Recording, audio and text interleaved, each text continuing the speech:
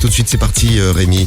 Qu'est-ce qui se passe dans notre compile de patients qui ont fait la une de l'actu malgré Plein de choses. La compile de l'actu sur Skyrock. Alors, la compile de l'actu à la place numéro 3. Numéro 3. Une patiente qui, en effet, a consulté un médecin. Elle souffrait de douleurs au sein lors de l'allaitement après la naissance de son premier enfant. Ça arrive parfois, du coup, elle arrive en consultation. Le médecin lui demande de se déshabiller, c'est normal, et de vider son sein. Bon, le problème, c'est que le marmot présent, à ce moment-là, n'a pas la dalle, il n'a absolument pas faim, donc il ne peut pas vider le sein. C'est pas grave, le généraliste va s'en occuper. Oh non. Il éteint la lumière et il commence à téter la patiente, tranquillement. Oh. Bon, évidemment, elle a porté plainte en sortant. Elle a bien fait. Très très choquée. Il est déjà empêtré par une plainte d'une patiente qui avait dit sensiblement la même chose.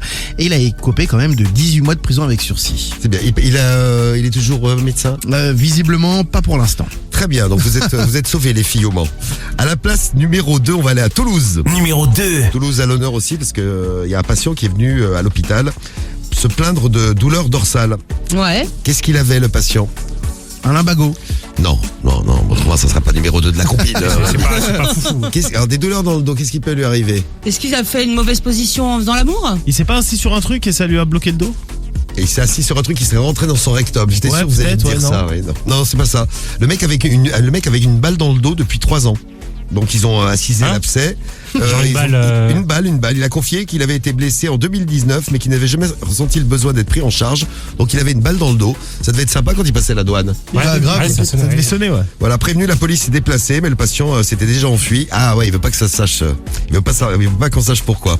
Bon, la balle a été récupérée pour une expertise. Bon, l'expertise n'a évidemment rien donné. Bien sûr. Efficacité policière sur ce coup-là. Ouais. Et à la place numéro 1. Numéro 1. Direction New York aux States, c'est une enquête qui a été menée par plusieurs journaux. Ça a mis du temps, mais ça y est, nous connaissons l'épilogue de cette affaire.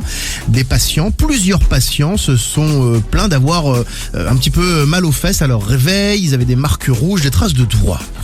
Qu'est-ce qui se passe? Du coup, il y a eu des caméras qui ont été installées discrètement et les enquêteurs ont découvert qu'un médecin de nuit, qui était vraiment spécialisé dans les nights, profitait de l'anesthésie pour leur mettre des petites fessées, les insulter. Oh là là. Ça lui plaisait de faire ça, c'était son passe-temps pendant la nuit. Il s'est défendu en déclarant qu'il ne faisait que son travail, argument qui n'a absolument pas été reçu ni par sa direction ni par la justice new-yorkaise. Étonnant, ils sont bizarres ces Américains. Oui. Bon courage en tout cas à vous tous qui bossez dans les hôpitaux et à vous qui êtes dans les hôpitaux